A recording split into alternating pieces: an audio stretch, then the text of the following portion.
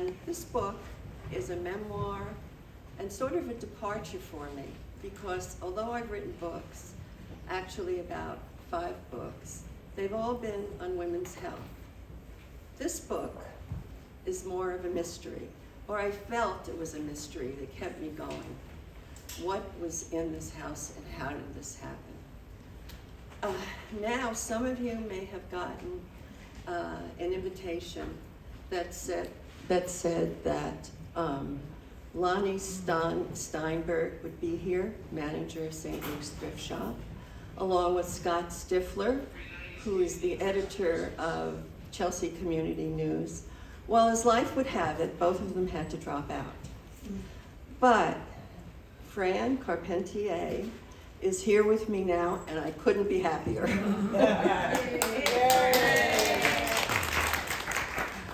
Fran is a 35-year veteran of publishing. She was notably senior editor at Parade, the National Sunday newspaper magazine. And these days, she's still working with authors on their projects and also doing PR work. So now the two of us are going to explore the house that held everything.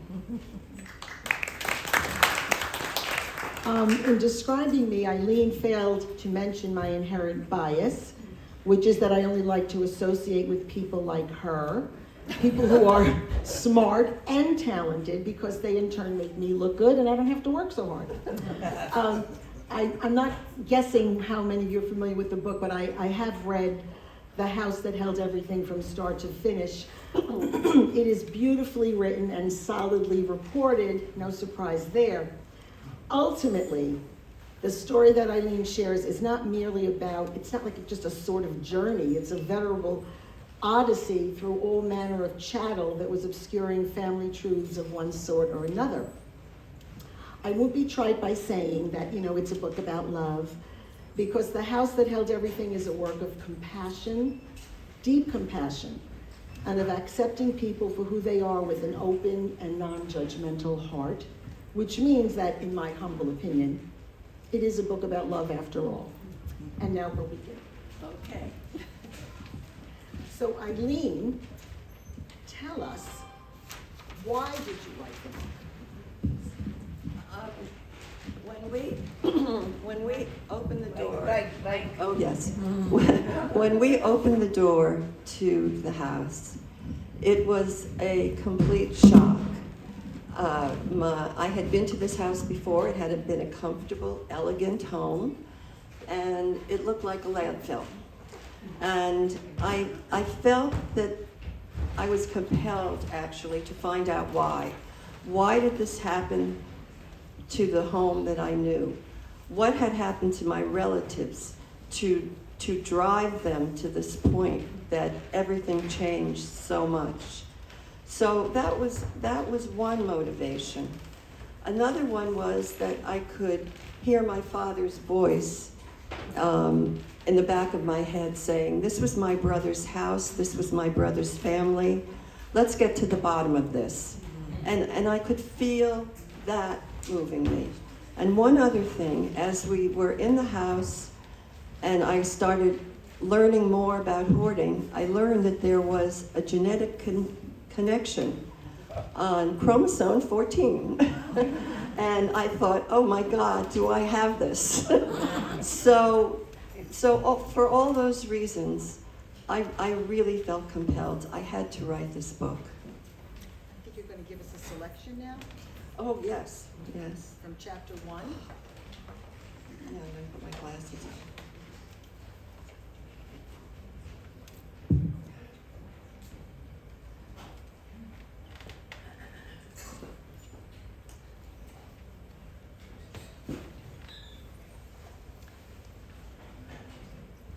In the house, I found that there were things that were connected to me.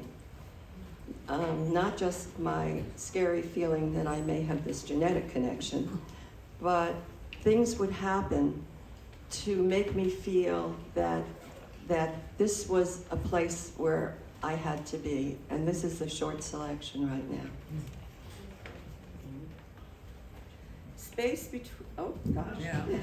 Space between the dining room table and the wall next to it was blocked by chairs against the wall holding flower pots, plastic bins, papers, and odd dishes. Large, folded cardboard boxes were leaning against every leanable area. A large metal juicer was also on the floor, not far from the mixer. Both had to be stepped over to get to the other end of the table to see what was there. Finally, reaching the head of the table, I discovered a checkbook at the table's edge with a couple of pens. But right behind this small writing space was a 3-foot buildup of unopened mail. Flyers from neighborhood businesses and envelopes from the Grand Lodge Masons stuck out willy-nilly. Suddenly I saw something quite familiar. I recognized my mother's handwriting and gently slid out an envelope. Quietly praying an avalanche would not ensue. The postage was stamped 2014. My mother had died in 2015. I was holding this still sealed envelope in 2017, staring at her handwriting, her beautiful cursive that I had seen all my life, on notes, cards, shopping lists, checks, and gifts, made me forget that I was in a smelly mess of a room. I used a nearby knife since there was cutlery poking out here and there between the mailings. And I gently slid open what turned out to be a birthday card. I was sure Mom had also called Bob on his birthday. But before I mind wandered more deeply into missing my mother, I brought myself back to the stockpile. Eileen, what motivated you to not simply, scan over the objects, the stuff that most of us would have considered trash? Instead, you delved into pretty much everything's history and significance. Tell us why. I felt my relatives in their possessions.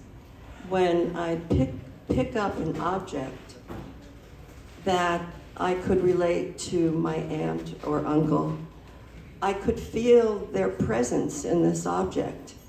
And I felt that they were almost alive in that. And out of respect, I couldn't just trash everything. I had to go through it. I had to know the life of it, and it gave life back to me. And I know I have another reading about that too. From chapter 5. Yes.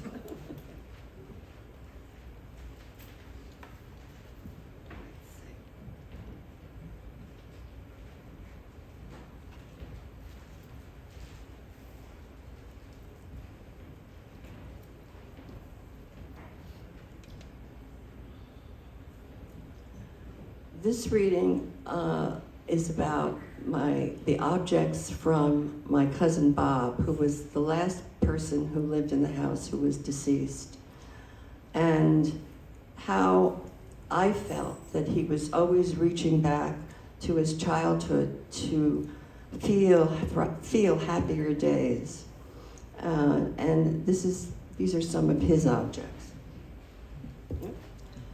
Dreams are not objects, but I was realizing that dreams and desires were crucial to the accumulation. The amassing of model trains and toys, and at least 20 different versions of Chinese checkers, plus other marble games, was a retreat into fantasy childhood. Then, of course, there was his happy holiday paraphernalia, which allowed him to hold on to his builder of dreams identity. And I found in the house business cards that said builder of dreams on it. His builder of dreams identity as he crafted and painted ornaments. The more he experienced pleasure from certain possessions like the trains, toys, and Christmas decorations, the more he must have been trying to increase his joy. He bought more trains, more toys, more holiday items, He clung to his dreams, attempting to make them real. Now, we have actually, oh, you have been, okay. The ornaments that he made. I was surprised to learn that a lot of people who have hoarding disorder are very creative, and they try to do things in their home to show their creativity.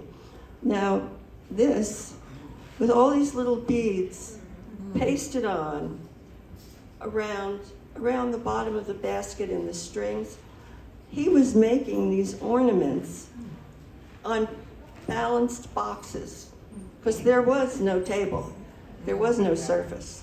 So this is sort of amazing. As you went through this arduous year-long process, what surprised you the most?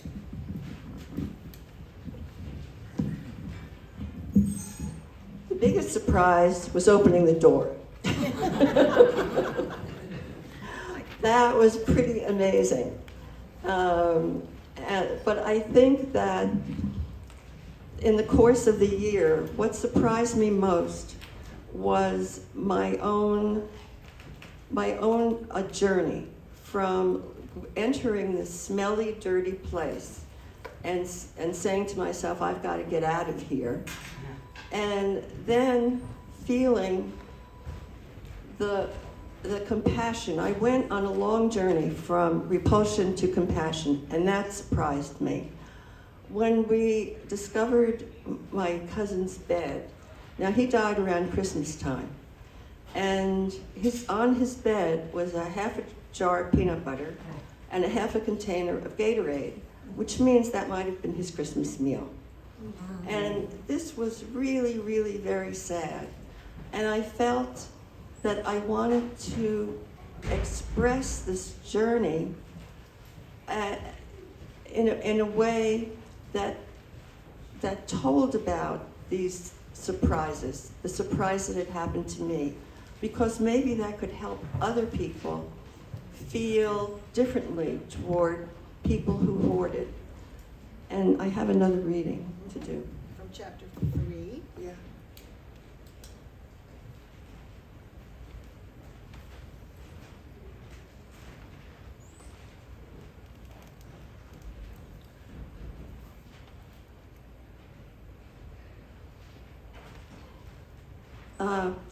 The objects that were in the house were not just willy-nilly. They were often collected. And what was also surprising in this was that I learned the difference between collecting and hoarding. If you cannot use a room for its stated purpose, you are a hoarder. If you just have a lot of stuff, but you can still sit on the sofa in the living room, you can still eat at the dining room table, you're not a hoarder. But here is a reading about what I found in relation to my aunt who lived in the house. Both Mike and Marie were coming into sharper focus. Mike's possessions spoke of a world exclusive to himself, a world apart from his wife and sons. With nowhere else to go, Marie created a private oasis of beautiful objects. When I found her attic boxes, over 100, that had not been opened in decades, I realized that she rarely exposed her many carefully collected pieces of glass and porcelain, vases, teapots, sculpted miniatures to daylight. Only she knew what she owned, and only she could partake of their beauty. But unless she climbed the attic stairs and squatted down in the low-ceilinged space, she hardly enjoyed the company of her packed-away collections. The amassing of items was her secret. Not the buying and selling, not the touching and viewing of them. Yet she did not ignore them entirely. She took time to write notes about the origins and values of certain favored special objects. ubiquitous tiny scraps of paper in her handwriting were scotch taped onto or folded into each precious item. For example, a Victorian high-heeled, high-buttoned, 5-inch white porcelain shoe was noted as 1900 Russian, and although she probably picked it up for $1, she wrote that it was valued at $25 when she researched Antique Trader magazine in 1990. Her self-satisfaction became my own as I peeled away or unfolded notes that described how her purchases had increased in value. As I learned from a representative of a high-end auction house, collectors buy and sell, while hoarders never let anything go. Marie was saving and organizing like a collector, and she may have been buying, but I saw no evidence of selling. She clearly loved her things and held on to them.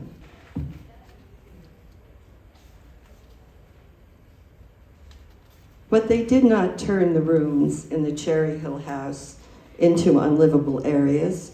The house continued to function normally. Marie seemed to me in a category all her own, a non-selling collector, but not a hoarder. Eileen, knowing what you know now about the reasons why people hoard, if your cousin Bob were alive today, do you think you could have helped him?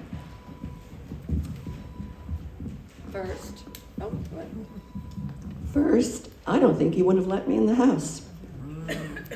If you're suffering from hoarding disorder, you are doing it probably in secret, and you probably don't want anyone to know where you live. But if he did let me in the house, I think I would try some of the techniques that I learned from some of the experts that I interviewed. One of these techniques is called motivational interviewing. And you try to establish a foundation of trust between yourself and the person who's hoarding. You don't walk into the house and say, "Why can't you get rid of some of this stuff?" What you say is, "Do you really want to live this way? Is this the way you dreamed you'd live?"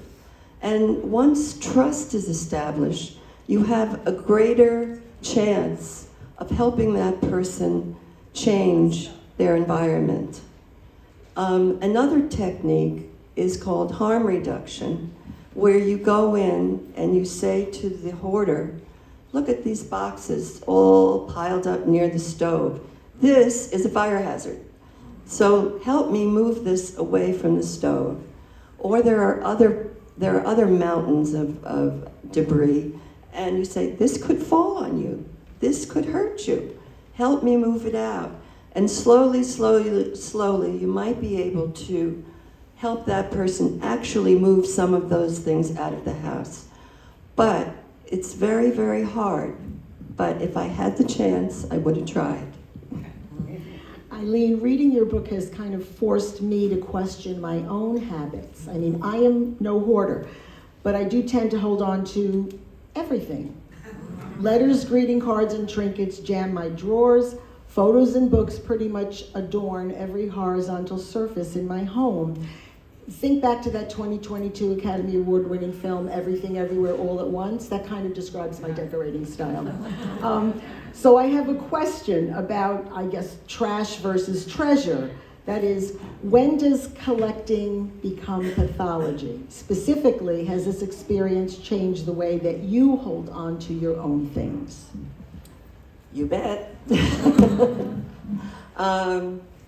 I have things that I brought back from my mother's house after she died. I have many objects from my own daughter's childhood. I have many too many books. And so after this experience, I've looked around and said, you know, do I need all this? Should I have all this? And one thing that my sister Ellen, who's over here, my partner in crime,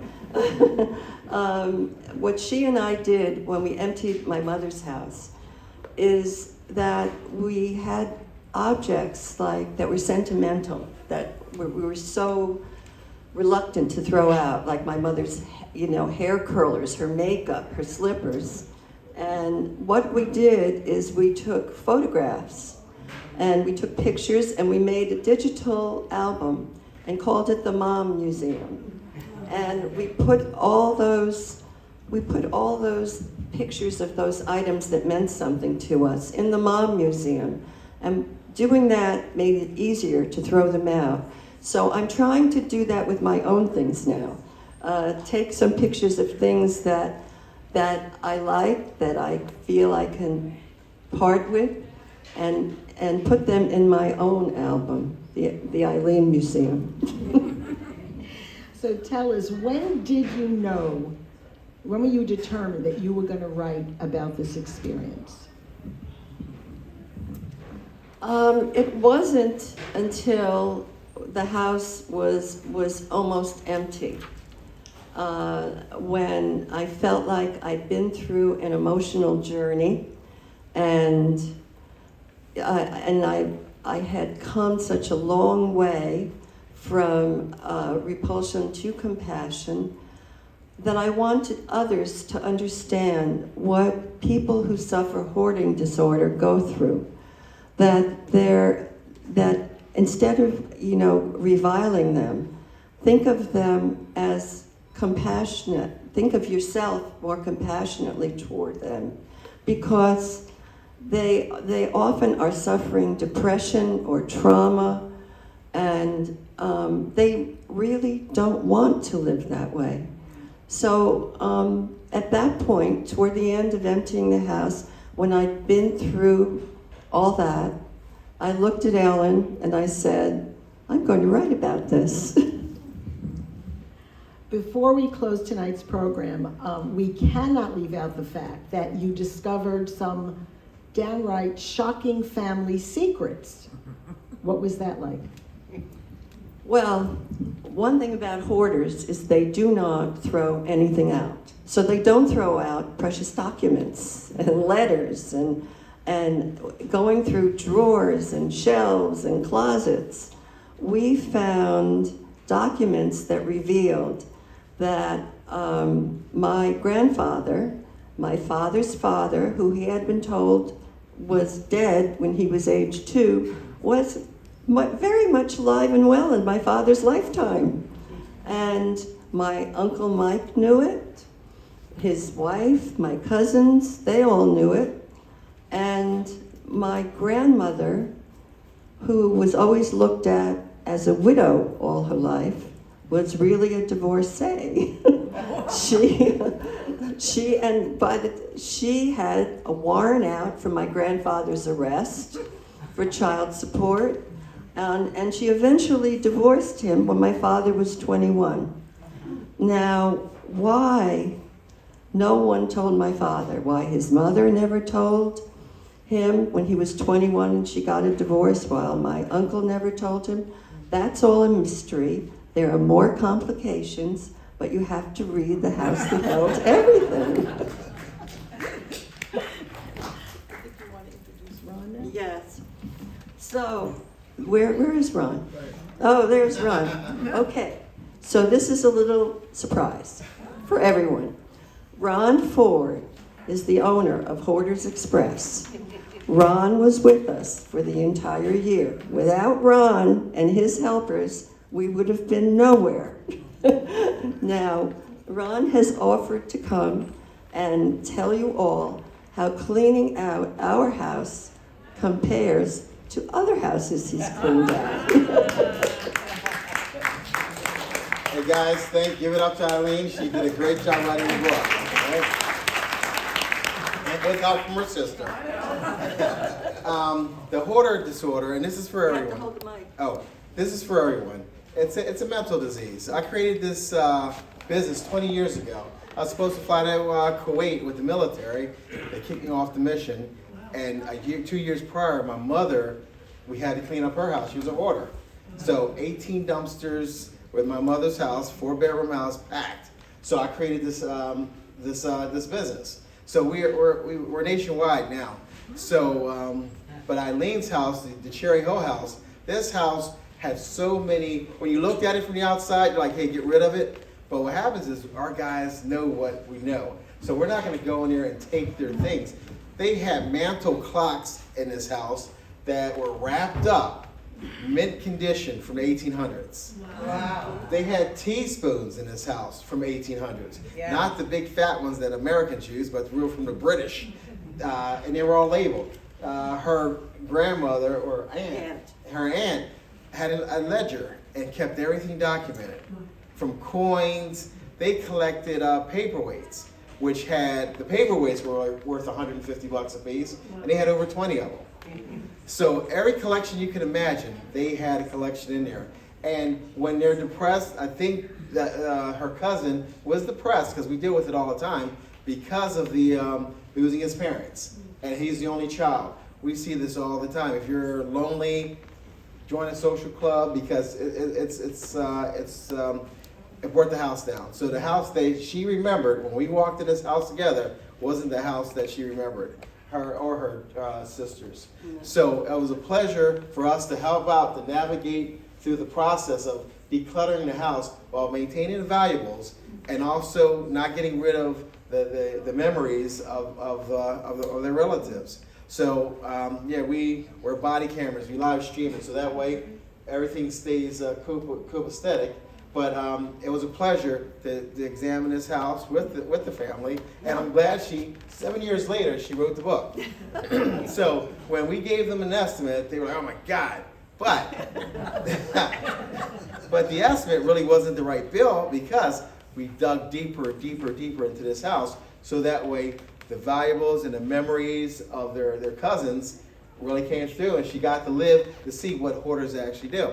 So I created this company to be non-judgmental, compassionate. We don't gossip about it. Whenever you hire us, we just go in there and our job is to do it. If you got your arm hurts, you go to the doctors. Your teeth hurt, you go to the dentist. If your house is a little messy, we call it a little messy. We call it excessive items. So your relatives had excessive items all over the place, right? So we don't use the J word or T word. It's not trash or junk, because it's someone's excessive items. So yeah, it was a privilege, and I'm glad 7 years later the book is out, and I'm gonna buy it.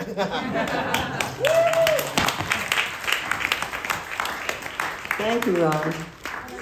I think it's time, for some Q&A. Yeah.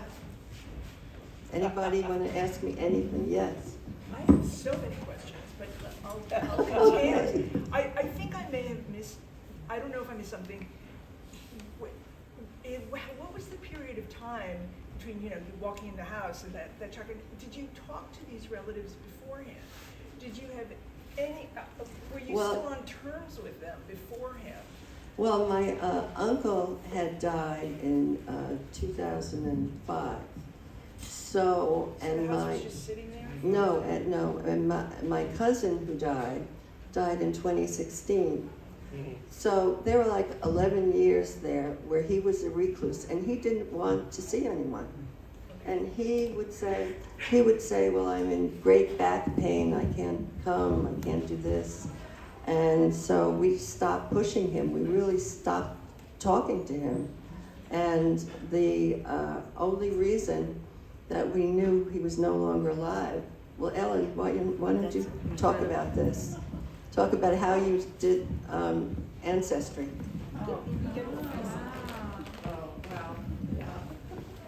I had been on a trip to St. Petersburg in Russia. And while I was there, actually it was like the day I came back. I had wanted to find more about the name Stukane, that's where I thought it came from. I had asked several people. There are no yellow pages in Riga, by the way. And I couldn't find any more information, so I said, well, I'll just look it up online. And I had found out then that my cousin's legacy page was listed as having been, that he had just died the year before, and he was just cremated that year. So I called my sister, I called my brothers. I said, I think this is Bobby. And we hadn't seen him for a while, but I didn't quite understand how he could have died in December and wasn't buried or wasn't cremated until June. Evidently, he was in the medical examiner's office freezer. And then the medical examiner said, we can't keep him here anymore. And the Masons, he was a Freemason, stepped up and paid for the funeral for him. And that's what I found out, was when they advertised the funeral in that June. And I found out.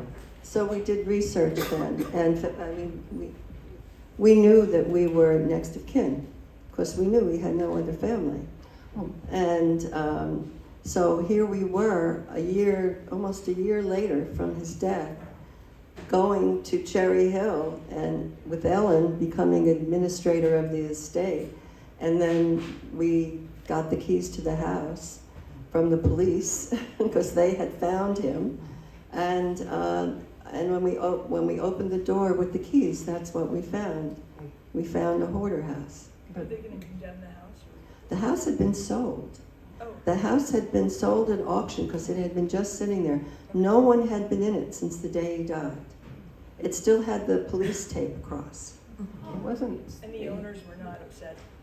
No, the way it goes when there's a state auction, because no one claimed it, is that if other owners rise up legitimately, you can, within a 2-year period, you have to pay the taxes that those people paid, Right. but they have to give it up. Okay. Eileen, how did you learn that how did anyone learn that he had died since he was very close? He had a friend from high school that was his caregiver, and that friend would come and check on him. That friend was away for the Christmas holiday, and when he came back to check on him, he found him deceased. And then, called the police, called the pastor, and that's when he went into the city morgue. And apparently, both the police, the people at the funeral home, even the caregiver who we eventually met, all said, "Wow, we were looking for you. We couldn't find you." I said, "Are you kidding?" It takes half a second. I said, "My sister's an interior designer. I have a brother who's a lawyer. I have another brother who's vice president at Stevens Institute of Technology. We are all over the internet." So that was, I don't know what kind of detective they got, but it was a very bad detective. Anything? Yes, David. Did you find anything of your own there? Anything that you had given to your aunt or your uncle? Anything of yours there? I think what we found, having been told that there were no other relatives, and that it was almost as if there was no family. His caregiver friend told us he didn't even know that we existed, which was odd. We didn't find any gifts as such, but we did find photographs. We found albums. I found family albums when I was a child with my cousins, when we were growing up together, and this was very special to me. At one point, we opened up a drawer, and when we got there very early on, we opened up a drawer and out popped Ellen's wedding pictures. And that was like, well, I guess we really do belong here right now. But other than that, there weren't so many presents from us that I found. Yes, Nancy. We've discussed this before. You found so many items, much of it valuable. Right. I can't imagine how you were able to go through every piece and find the value of it. Did the auction house do everything for you, or did you have to do research yourself? Well, some things we knew, like we opened the attic door and found a Rauschenberg lithograph. We knew that was worth something. But in other respects, you just have a sense that this may be valuable. You can look at a clock and say, wow, I've never seen anything like this before. What we had to do was empty the house. We filled 6 30-cubic-yard dumpsters. And when the house was empty enough where you could walk around, then we called the auction house people who were recommended to us, and they came and sorted. And we were there, and we knew everything that they took. And we were pretty sure of things that were valuable, just looking at it. You would be too. But there were some surprises, like there was a 1800s gold pocket watch that sold for $16,000 at auction, and we had no idea that that was that valuable. So. I have a question. He was at your wedding, I guess. Mhm. Was he a lawyer or a carpenter? What's that? He was a person who had issues. I mean, he really didn't work very much. He lived at home. He had some troubles in his past and lived at home, studied computer coding, but didn't really do much, and lived in the house really supported by his father's investments. Anyone else? Anyone else? Oh, hi, Susan. I had a very similar experience with my brother who died a few years ago. Extremely similar to your situation. And the condition of the house was just so appalling. Mhm. Mold and everything. And the thing that distressed me the most was that he didn't seem to feel he deserved to live any better than that. Mhm. Is that something that you experienced or that you researched? Well, yes, that was part of my journey, that I felt like no one would want to live this way. And also the way he made these ornaments really said to me that he was struggling for a way to find joy. And I think that it's very hard to break through and to help someone like that, because they're traumatized. Something happened to traumatize them, either in their childhood or later on. And they just can't, at least from what I've read, have a very hard time breaking out of that. It's very sad. It's why I wrote the book. I wanted people to feel more empathy for your brother. There's one more, I think one more back here. Yes, hi. Hi. I've been in a couple of situations like this as well, and I'm happy that you were able to make the decision to have somebody help you with it.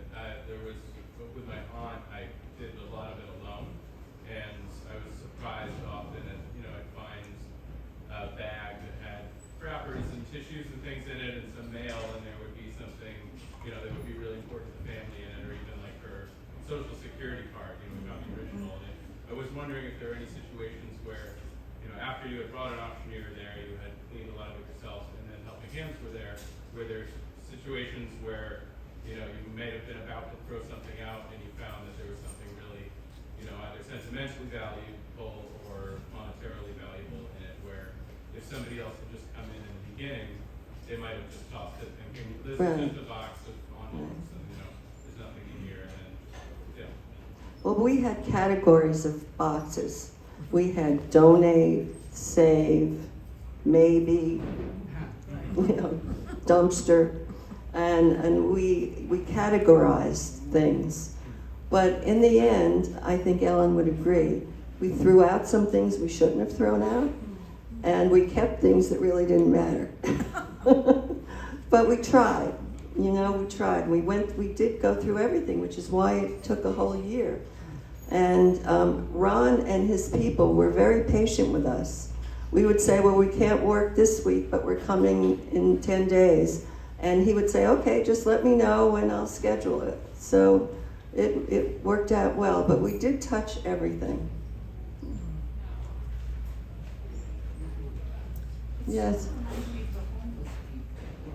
Collecting things also in their way. It's sort of like they don't know who they are.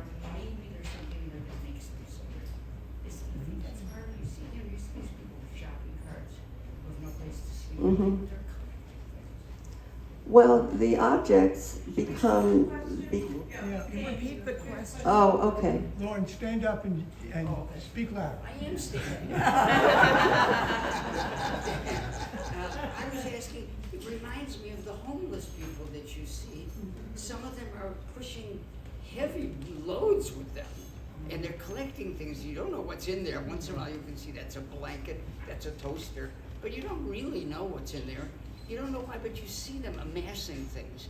And I wonder, it looked to me, and maybe this is true of your uncle, that they have no sense of identity. And every little tidbit maybe adds to it, and they've got to cling to it, so they keep it. They probably kept their fingernail clippings, you know, they keep things. Well, I don't know, does that make any sense to you? well, I think that I don't know what's in the shopping carts, but often the objects that are held are memories, and they represent events, times, and sometimes people. And they're walking, and they're collected and kept because it's thought that if I give away this item, I'm giving away this person. Also, they're objects of love. There was a story I meant to tell earlier that I didn't, about a woman I spoke to who, as an adult, said to me,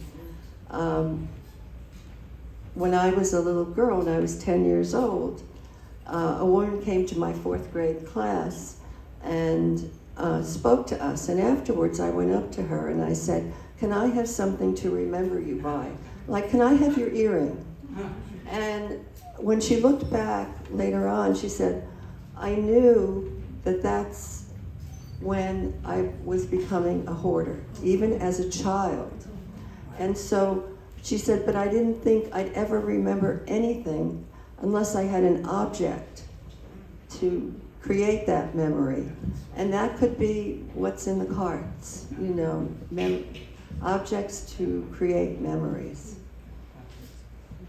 Yeah. I just want to say it's amazing that it only took you a year to do that. Yes. It's amazing. And I know you were doing other things. You were just, Yes. you drove out to the university every day, and you were so methodical, and you got it all done. I'm just amazed. Well, You had the patience to do it, and the foresight and everything. I just, hats off. Oh, thank you.